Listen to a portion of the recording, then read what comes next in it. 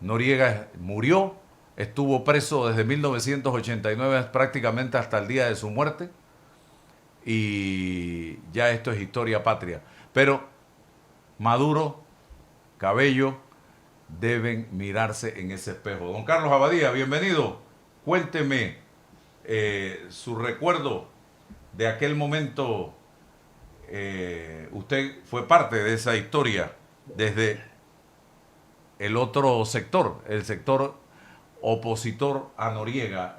La cámara, por favor, ubíquela mejor para que podamos verlo.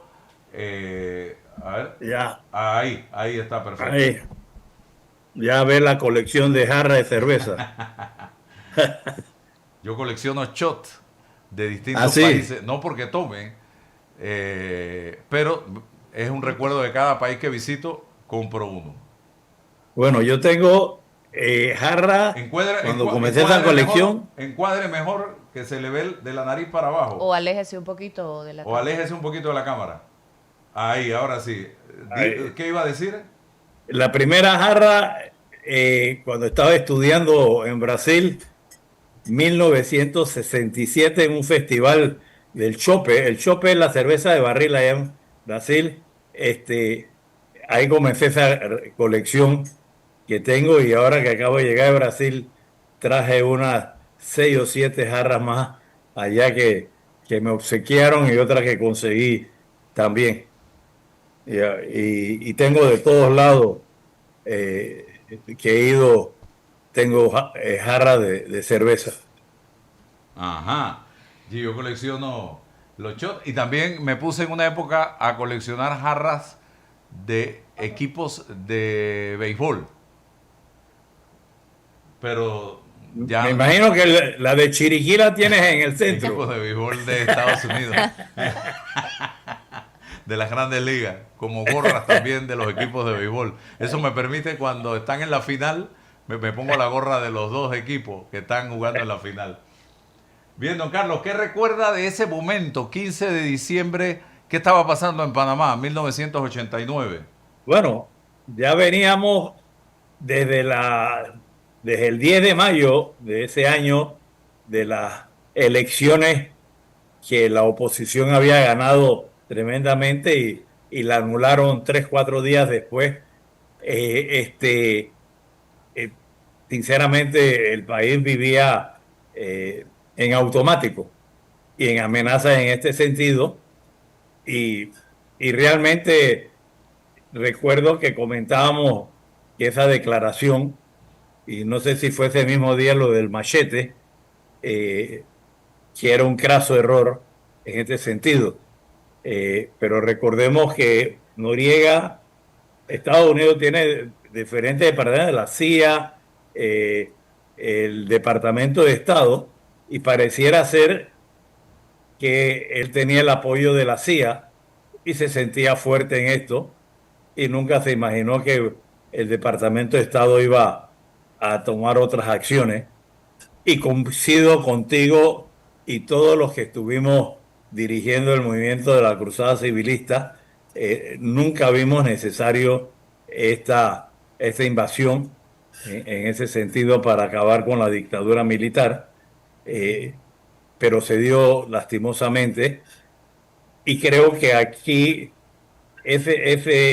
se politizó ese acto que nunca debía haber sucedido el 20 de diciembre, eh, este, y no hemos analizado el porqué, porque el porqué de eso fue la actitud de un hombre y un grupo de personas militares y civiles, no, que apoyaban esto y quisieron transformarlo en una lucha internacional.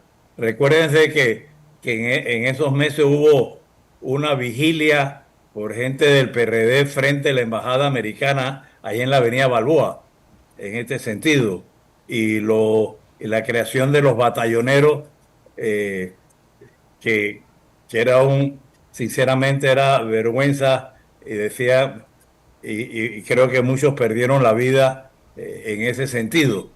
Entonces, yo creo que tenemos que analizar el porqué de haber llegado allá. las causas de esto que nunca debía ser, y como bien acabas de señalar, eh, Maduro y su grupo debe analizar esto, lo que vivimos esto, vemos que están los mismos pasos en ese sentido, porque en los Estados Unidos puede cambiar los presidentes, pero todas estas políticas se mantienen y son acciones que ellos mantienen de por vida en sus estrategias militares o civiles militares en este sentido. ¿Cree Carlos Abadía que Venezuela está en el mismo escenario que estábamos nosotros hace 35, 36 años, precisamente en esta época?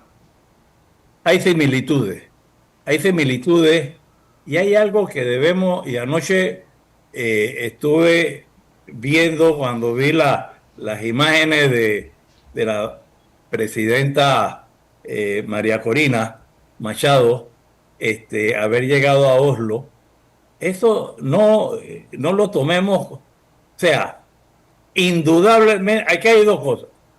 Si el gobierno de Maduro no sabe dónde está ella, su seguridad no sirve. Ok, tengamos claro. Pero si sabe que es lo que pareciera ser, la debe tener vigilante y en sus narices la han sacado del país. O sea, que quiere decir que también no sirve esto. Entonces, el ambiente, y comentaba yo con mi esposa anoche, el ambiente que debe existir entre los militares y los civiles cercanos a Maduro debe ser similar al de Panamá, que ellos desconfiaban uno a otro. Noriega tenía este sistema que tenían miedo de uno comentarle al otro porque no sabía si era del grupo de Noriega o no estaba de acuerdo con Noriega y caía en la mala. Ese escenario debe estar viviéndolo los militares y civiles cercanos en esto. Probablemente muchos ya quieren resolver esto, pero no se atreven a decirle al compañero de al lado, tomemos alguna medida. Entonces, ese escenario debe estar viviendo y debe haber un ambiente muy explosivo y puede salir eh, alguien a rebelarse ahí, como sucedió en un hecho triste y una fecha también muy triste del 3 de octubre, cuando Giroldi y otros 9 capitanes se rebelaron y lastimosamente confiaron después en la palabra de Noriega, tuvo la capacidad de convencerlo eh, y entregaron las armas y le costó la vida en un fusilamiento, algo que no lo hemos visto, nunca lo habíamos visto en la historia. Creo que el último en ese caso sería, guardando proporciones y causa, Victoriano Lorenzo, a sangre fría, haberlo enjuiciado. Y me acuerdo claramente que cuando me comenzaron a llegar las noticias de ese enjuiciamiento, yo creía que era mentira. Yo no concebía que se había llegado a ese extremo en este sentido. Pero estos dictadores van llegando a estas, a estas extremos porque su vida este, eh, eh, y toman estas medidas extremas y crueles. Y ese 3 de octubre es un día de mucha reflexión de cómo hubo esta sangre fría y los militares y civiles que lo apoyaban son cómplices de esos 10 asesinatos y esas 10 familias que dejaron huérfanos y viudas. Igual lo del 20 de diciembre en ese aspecto. Definitivamente. Don Carlos, repito, aléjese un poco de la cámara para... Okay. Ya. Hablemos del tema que ha generado cierto debate en los últimos días en Panamá, y es el de la integración del sistema de salud. Caja de Seguro Hago una observación, Ajá. Álvaro. Es la integración del sistema de atención de salud. Okay. El sistema de salud es mucho más amplio. Claro. Del sistema de atención Explíquelo. de salud. Explique eso. Ok. Primero, tengamos claro que esto se planteó en 1973, comenzando con la provincia de Bocas del Toro y Colón, y meses después la provincia de Bocas del Toro, que en esa época yo trabajaba en Bocas del Toro, había llegado en 1972 a Bocas del Toro y estuve en ese proceso de integración que se dio después en otras provincias y se extendió en todo el país, exceptuando en la provincia de Panamá en ese aspecto. La integración, entendamos qué es integración. En la integración, el proceso de una integración no es la desaparición de una entidad o no, es unir las fortalezas de ambas para disminuir las debilidades que tenga. Y eso es lo que se tiene. ¿Qué sucede en esto? Y dos cosas que le van a sorprender que les voy a comentar en este aspecto. El gran beneficiado, como he dicho, es la población panameña total. Pero el beneficiado particular es el asegurado y la institución. ¿Por qué razón? La Caja del Seguro Social tiene 78 entidades, instalaciones en todo el país. El Ministerio de Salud tiene 300 y algo, sin contar puestos ni subcentros. Estoy contando hospitales, policentros, centros de salud en el país. ¿Qué sucede con esas pocas instalaciones que tiene el seguro repartido? Entre la provincia, entre Santiago de Veragua y David Chiriquí, no existe instalaciones en la Caja de Seguro Social. 182 kilómetros. Wow. Ahí viven asegurados y pensionados. Entre Villa Zaita y San Juan de Colón no existe instalaciones del Seguro Social. En la provincia de Darién no existe instalaciones del Seguro Social. Y ahí puedes ver otras áreas, pero ejemplo, en estas tres. No sería responsable ni eficiente que ahora el Seguro Social se gaste 2.000 millones de dólares para construir instalaciones que va terminando haciendo una frente a otra, como ha sucedido en algunas áreas. Ahí ya el no asegurado, el asegurado podrá atenderse en él. La otra es algo que a veces sectores, y el sector salud y el sector docente a veces no lo ve porque su realidad es otra. En el sector salud, en el sector docente y un par de sectores más, hay una estabilidad laboral prácticamente en toda su vida de trabajador. Ese no es lo normal en Panamá. En la vida laboral del trabajador, alrededor del 30% del trabajador pasa al ser no asegurado durante su vida laboral. Principalmente el área de la construcción, que lo está viviendo hoy día, en el área del comercio, que también se está viviendo hoy día, en el área de la agricultura. Entonces, ¿qué pasa con esto?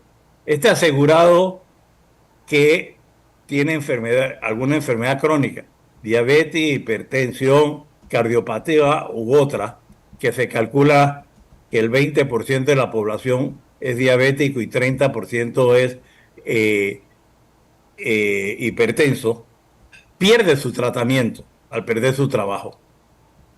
Entonces se descompensa de una vez. A los 6, 9, 12, 18 meses regresa a trabajar, pero viene deteriorado y a la institución le cuesta más plata. Y le doy un ejemplo que lo he señalado en reuniones. Hace 5 años vino la pandemia y 250,000 asegurados en un espacio de 45, 60 días pasaron a la acera de no asegurados.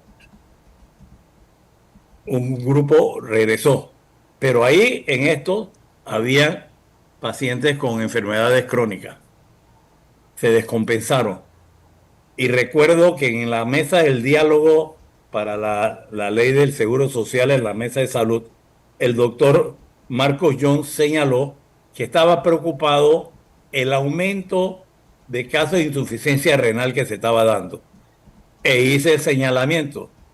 Mire, recordemos que el 70% de los casos de insuficiencia renal son diabéticos e hipertensos que no han llevado su tratamiento correctamente. Y estamos viviendo esas consecuencias ahora. Por eso se han tenido que crear más salas de hemodiálisis con costos mayores, y no solo un costo económico, es un costo de la persona, esa persona lunes, miércoles y viernes, martes, jueves y sábado, 3 veces a la semana, tiene que irse a hacerse sus diálisis, la alteración de él, su familia, todo lo que atrae este asunto. Entonces, con la integración, nosotros lo que vamos a hacer es evitar ese asunto. Y viene lo más importante. Hemos hablado, y tú, Álvaro, me has entrevistado y a otros también, lo de la atención primaria. La atención primaria no la podemos desarrollar con con las instituciones fraccionadas. Tienen que estar unidas no, integradas, para que esto se dé esta continuidad y tenga. Y la atención primaria, ¿qué es?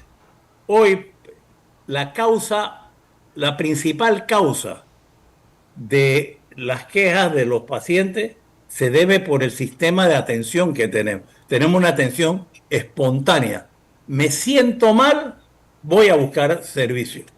Yo no sé si a la policlínica, al centro de salud, van a llegar 10, 100, 1000, 20,000 pacientes. Ahí comienza el desorden esto. ¿Qué pasa? Con esto me lleva a tener que hacer fila a las 3 de la mañana.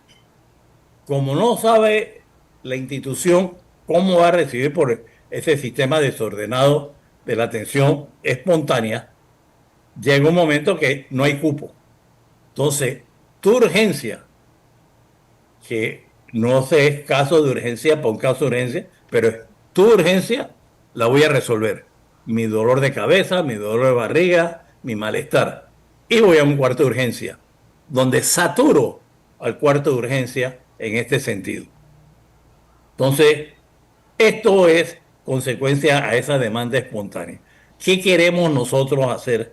Ordenar la atención. ¿Y cómo se ordena la atención? Nosotros, el médico de cabecera, que va a recibir capacitación por el médico especialista en esto, es responsable alrededor de 400 familias, no más de 2,000 personas, de un sector específico en ese aspecto. Él escoge, y ahí hay una relación médico-paciente directa que genera lo más importante de esa relación: confianza. Ya el médico conoce a su paciente y el paciente tiene confianza en él. Entonces, él ya va a tener su cita previa en este aspecto. Va a tener su control. Si es un médico, si es un paciente crónico de control, lo ve el médico de cabecera y no tiene que verlo el especialista. Que este es otro de los problemas que tenemos. La escasez de especialistas, Álvaro, es un problema mundial. Claro. No es un problema de Panamá. Y mandar a preparar especialistas, sí, muy bien. Pero para tener la cantidad de especialistas que necesitamos por especialidad, para el día de hoy, 11 de diciembre del 2025, necesitamos 20 años para prepararlo. Porque un especialista, después que el médico se graduó, hizo internado, son alrededor de 5 a 7 años más de estudio. Entonces, cuando tengamos esa cantidad, ya se retiraron otros en ese sentido. Ese médico de cabecera, capacitado con médicos especialistas, y ya estamos preparando esa estrategia también en este sentido, él va a atender a ese paciente crónico que está controlado. ¿Y qué sucede? Se calcula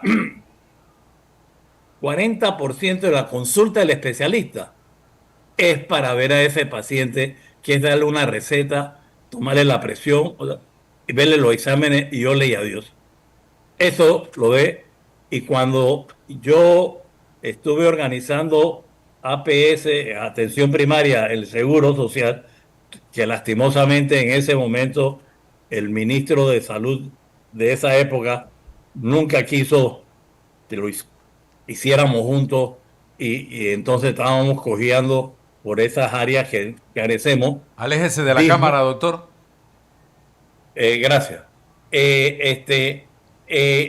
Comenzamos a disminuir citas en policlínicas que tenemos la relación especialistas o de la región que habíamos clasificado, de 9 meses a 3 meses en ese sentido. Entonces, estas son las ventajas que vamos a tener en esto. Y hay algo que sé que me vas a preguntar, que es lo que han señalado, que va a quebrar al seguro, que... ¿Quién paga la cuenta? Eso, te doy 2 ejemplos que tiene más de 40 años. Hospital Rafael Hernández Regional de Chiriquí. David. Un hospital del Seguro Social, atiende asegurado y no asegurado, adultos. Hospital José Domingo de Ovaldía del Ministerio de Salud, atiende materno infantil asegurado y no asegurado. Y han trabajado perfectamente y se compensan esas cuentas. Ahí te doy 2 ejemplos que tenemos hace 40 años funcionando perfectamente. O sea, las experiencias se tienen los departamentos en esto, y ahora vamos a afinar más en ese sentido, y ponernos de acuerdo, porque a veces esto comenzó en el 73, llamado el costo 2020. Ok, ¿cuánto me cuesta la resonancia magnética al seguro y cuánto le cuesta la resonancia magnética al ministerio? Llegamos a un acuerdo que a veces hay estas diferencias de cálculo, y por eso vamos a poner financistas para que nos afinen esto. Pero esto existe y está pasando ahora, Álvaro. Estamos viviendo esto ahora. El Instituto Oncológico Nacional hizo la alianza con la Ciudad de la Salud y se ha integrado esto, dándole servicio sin distingo ni discriminación entre panameños. Y paralelamente, te digo, ya ha estado el doctor Alex González, es el encargado de la integración de lo que se llama la cadena de atención oncológica en el interior, comenzando con el hospital de Bugaba, el hospital de el Chicho Fábrega, el de el Anita Moreno, no recuerdo los nombres, los otros 2 de Coclé y Panamá Oeste, y ya esos pacientes primero no van a tener que viajar a Panamá en este sentido, y lo vamos a atender allá con toda la tecnología, y por eso estamos desarrollando la telemedicina, que cuando no tenemos al especialista claro, acá lo tenemos en Panamá y le da las instrucciones en ese aspecto. Don Carlos, entonces, en Costa Rica, yo conozco bastante bien el modelo. La atención de salud a los costarricenses la brinda la Caja de Costarricense de Seguridad Social, CCSS. Y el Ministerio de Salud es el ente que rige la salud en el país, el administrador. Y funciona perfectamente. ¿Algo así estaríamos implementando en Panamá? Sí, con la diferencia que allá todo pasó para el Seguro Social. Yo no sé si aquí ese modelo, estamos tomando ideas de ese modelo, pero todo para el seguro, yo no sé si en Panamá hubiera pasado lo mismo. Uruguay, que es otro elemento, está integrado ambas. Y en Uruguay, la parte que no estoy de acuerdo, está integrado en clínica privada también. Y es un solo sistema. Seguro social, ministerio y clínica privada. Entonces lo que estamos tomando de ambos, en este sentido, dentro de las realidades yo no sé, Álvaro, si nosotros aquí en Panamá hubiéramos aceptado esto, pasarle todo a la caja del Seguro Social. Lo que estamos integrando, manteniendo la autonomía financiera y, como dije inicialmente, unir las fortalezas que tenemos sin perder la identidad y en el camino ir a lo que Costa Rica, y es lo que se quiere, que el Ministerio de Salud llegue y sea el rector, puede hacer todas sus funciones de rectoría. Hoy día el Ministerio de Salud, por estar muy concentrado también en la atención, no puede desarrollarse de forma óptima la rectoría en ese aspecto. Hay otros países, te digo, en Brasil, algo muy diferente porque Brasil está muy descentralizado. En Brasil está el Ministerio de Salud, que es rector. El ministro de Salud no nombra ni a un asistente en esto. Son los municipios que tienen la Secretaría de Salud, que ven todo lo de la atención en ese aspecto. Tienen lo del medio de cabecera. ¿Se acuerda del el grupo que nombró Martín Torrijos allá en el 2006-2007, los garantes? Consiguieron y nos mandaron al doctor Gaspar García Paredes y a mi persona a Brasil, a las áreas de Mato Grosso do Sul, que tienen, y impresionante cómo tienen ya los controles en esto. Es más, si el paciente, y por eso es que tiene que ser sectorizado para conocer, el paciente que no fue a su cita, que ya fue previa, el día siguiente lo están visitando, que hoy día con las tecnologías se puede comunicar de una vez, y el paciente, él expresa qué le pasó. Se le murió un tío, perdió Herrera y está triste. Se le da la cita y va en ese sentido. Y los pacientes que están bien controlados, lo vimos en varios, ya lo ve la enfermera, porque no es el médico de cabecera solamente, es el equipo de salud, y le tiene sus medicamentos. O sea, podemos ir viajando hacia allá, pero tenemos que eliminar la causa, que es la demanda espontánea. Si no, todo es porque son consecuencias. Lo que se llama problema, la fila en las 3 de la mañana, la distancia de la cita de los especialistas, y quiero reforzar aquí esto también. En la clínica privada existe esa distancia. Yo hace un par de meses quería sacar una cita con mi cardiólogo y tenía a 4 meses. Wow. En ese sentido. Sí, ve y llámate a especialistas 4 o 5 meses para atenderse. Aquí me está diciendo alguien cuándo van a reclutar para la sección de oncología del hospital de Bugaba. Le voy a contestar con la realidad que yo conozco.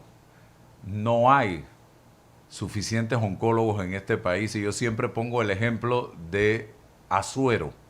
El doctor Pinto Llerena es el único oncólogo que hay para atender en el sector público, el Anita Moreno, que tiene una sala de oncología, a todos los pacientes de Azuero y diariamente ve o atiende a 35, 38 o 40 pacientes. Imagínese usted. Entonces, este es un médico que no es ni siquiera de la región de Azuero, es de la ciudad capital y tomó la decisión de aceptar una plaza e irse a trabajar allá. Él estaba aquí en Panamá, en el sector público y en el sector privado, y tomó la decisión de ir a trabajar allá y ha hecho su vida en la región de Azuero, pero la sobrecarga de pacientes que tiene es enorme. ¿Cuántos, usted que atendió pacientes por muchos años en odontología, cuántas personas o cuánto tiempo le puede dedicar un médico en un horario de 8 horas a cada paciente cuando tiene que ver a 35 o 40 pacientes diarios? Ok, esa es parte de toda esta transformación. Algunos pacientes del doctor probablemente son pacientes ya de control, que darle seguimiento. Y es parte, ya he estado conversando con el doctor Alex González, cómo vamos a ir a capacitar esto. Esta semana ya se terminará, pero estoy viendo para reunirme con los directores de docencia del Ministerio y de la Caja para ir a preparar esa estrategia, para preparar a ese médico de cabecera. Y entonces probablemente 10, 15, 20% de esos pacientes que son de control del doctor Llerena, lo ve ese médico de cabecera sin perder contacto. Entonces él tiene más espacio en esto, puede dedicarle más tiempo para investigar mejor, y los otros que están controlados, él le da seguimiento por medio de un médico de cabecera. Y esto no estamos inventando la rueda. Mira, yo cuando organicé lo de atención primaria en la Caja, me invitaron a un congreso en Barcelona de médico de cabecera y médico familiar. Ellos tienen la asociación conjunta en ese sentido. Y conversando y aprendiendo y viendo, mira, un incentivo que tiene. Me decía, a este médico de cabecera, tú tienes que darle, no debe tener más, en mis cálculos que hicimos en ese tiempo, un 25% de sus pacientes que sean crónicos, ¿no? Para poder tener el espacio. Probablemente el paciente crónico necesita 4 citas, de 3 a 4 citas al año, el sano una cita al año o 2 citas en esto.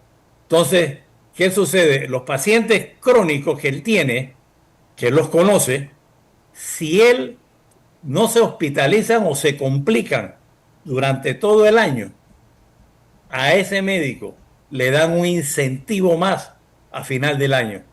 ¿Por qué? Porque de ahorró en hospitalización al sistema, aparte del malestar de la persona.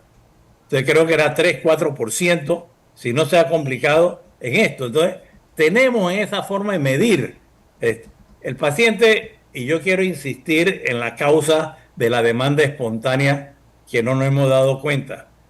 En la demanda espontánea no tenemos ningún control y no podemos hacer prevención, porque llegó Carlos Abadía donde el doctor Álvaro Alvarado, conseguí cita, el doctor Álvaro Alvarado me atendió, me vio mi dolor y voy por delante. Entonces era un dolor de barriga, un dolor de cabeza, probablemente me estaba ocultando algo ese dolor y yo no le di, y me tomé la medicina y desapareció, pero podía ser una gastritis, un cáncer, cualquier otro malestar más fuerte, pero le di seguimiento. Oiga. O si me voy al cuarto de urgencia, pasa lo mismo. Sí. Me dieron la medicina para salir del dolor, pero no resolver el problema. Claro. Que eso es lo que nos lleva con el médico de cabecera. Doctor, ya para cerrar, dos cosas.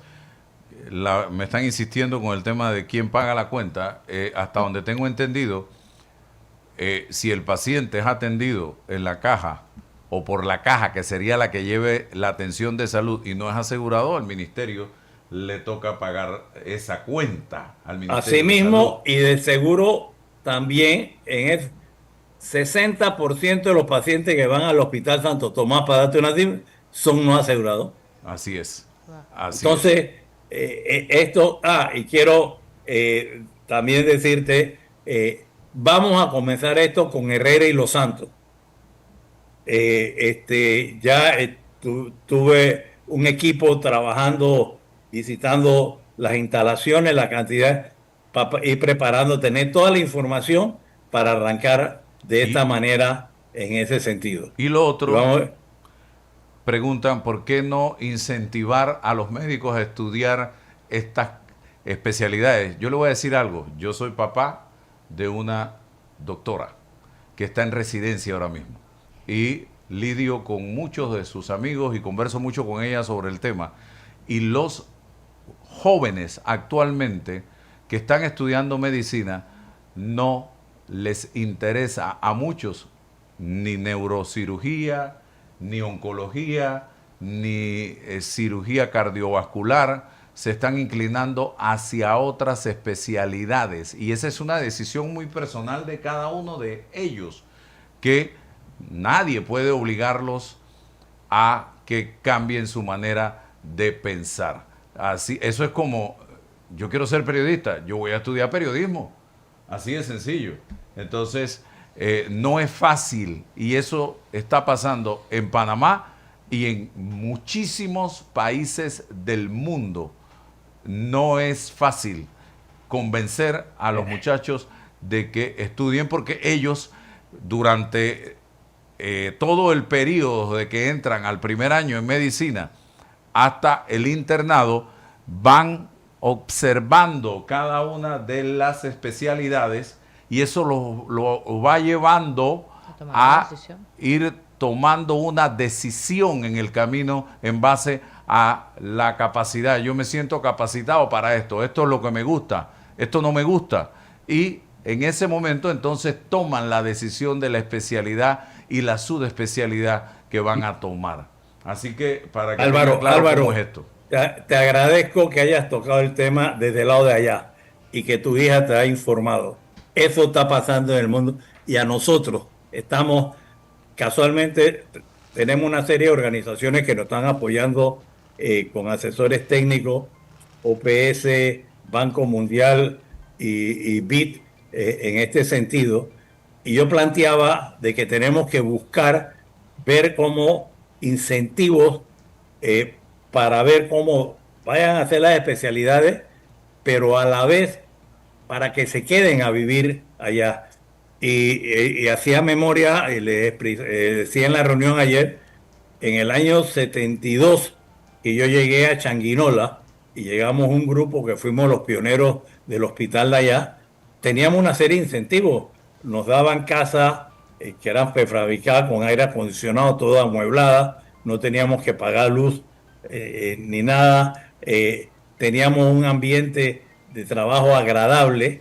Eso es, en Chiriquí se quedaron muchos especialistas, entonces el Seguro Social les facilitó la hipoteca para sus casas allá. O sea, tenemos que hacer una estrategia integral en esto, hablar con el sector privado para ver si hacen escuelas de primer nivel